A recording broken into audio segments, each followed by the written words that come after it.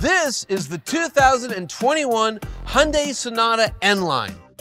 What does N-Line mean? It means that this is the most powerful, sportiest Sonata ever made. It's been designed with one goal in mind, and that is to take on and defeat the Honda Accord Sport. Does the N-Line have what it takes? Let's find out.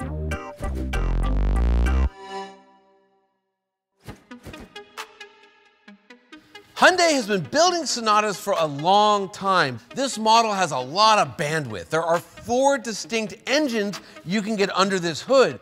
The N-Line, of course, is the biggest and the most powerful because it has to take on the Camry with the V6, the Subaru Legacy XT that has a 2.4-liter turbo, and of course, the gold standard of the mid-size family sedan segment, the Honda Accord with that sweet 2-liter turbo. So who's this thing for? Well, it is for the customer that needs a practical commuter car, one that they can haul their family around with, but when all your chores are done, a car you can take out and that is still fun to drive.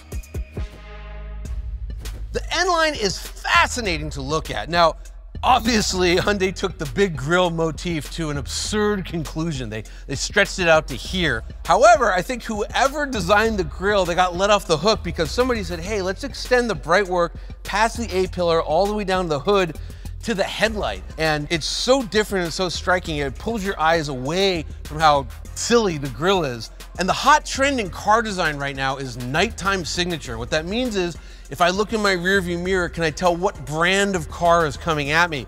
This at night, because this lights up, this screams Hyundai. So very successful up front. Coming back, these wheels. If these were on an Aston Martin, you would say, oh yeah, that's an Aston Martin wheel. I mean, psychographically, they add $10,000 to the price of the car just because of how great they are. I love what they've done on the side. Great line work. This little divot here is just excellent.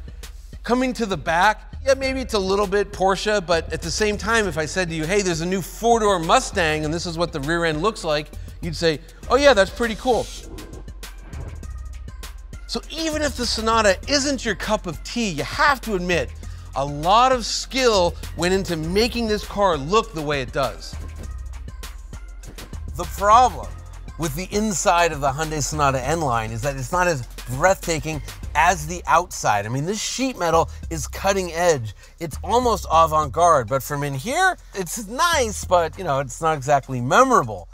The steering wheel is very sporty. It's specific to the N-Line. And what I really like is where you put your hands, they've wrapped into the same kind of leather you would find on a tennis racket handle. So that's good.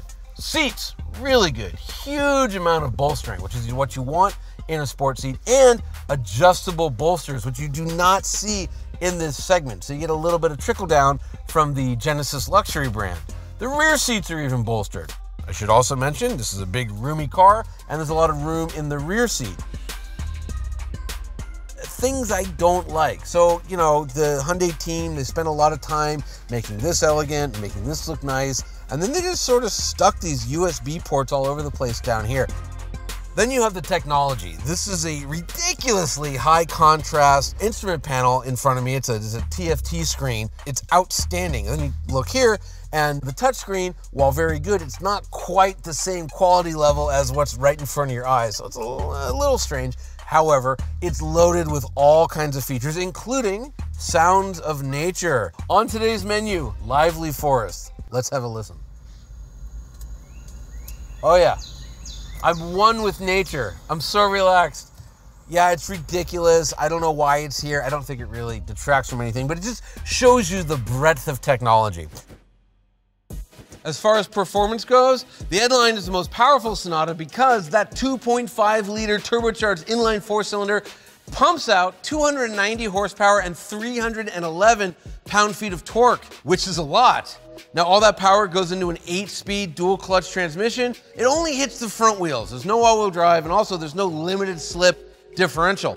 What's it like to drive? I've driven it, and even on these aggressive tires, look, it's better to drive than the V6 Camry. It's not as good to drive as the Honda Accord Sport. The chassis sophistication, it just isn't there. That said, it's very quick in a straight line, and 23 miles per gallon in the city, 33 miles per gallon on the highway, which, considering how powerful the N-Line is pretty good. Safety. The Sonata N-Line gets a 5-star crash rating. This is a top safety pick, not a plus. Why? The headlights. The LED headlights on the N-Line were rated as marginal. Weirdly, there is a lower trim level Sonata, the Limited, that gets a top safety pick plus because it has better LED headlights. Go figure. All kinds of active safety features are standard and some cool optional stuff that's exclusive to the N-Line, like Smart Park. What's Smart Park? You pull up close to a parking spot, you get out, you shut the door, and then on the key fob, you hit something and the car parks itself. Pretty cool. You can get into a base Hyundai Sonata for a little over $24,500. You want the power of the N-Line? You gotta pony up about $10,000 more. How does that fit into the segment? Well, there's a Honda Accord Sport that starts a few $1,000s less. The Honda Accord Touring, same engine, more features, is a few $1,000s more. There's the same story with the Toyota Camry, right? There's a V6 that starts a little less. There's a V6 with a higher trim level that costs a little more. But as we saw in the interior, this has about every bell and whistle imaginable, so it's actually very competitively priced. If there's one thing I want you to know about the Hyundai Sonata N-Line, it's that you're getting a lot of car for your money. We talked about how powerful it is. I think the design is sophisticated, both outside and in, and it is packed with technology. To see vehicle rankings and a complete buyer's guide, please visit motortrend.com/cars.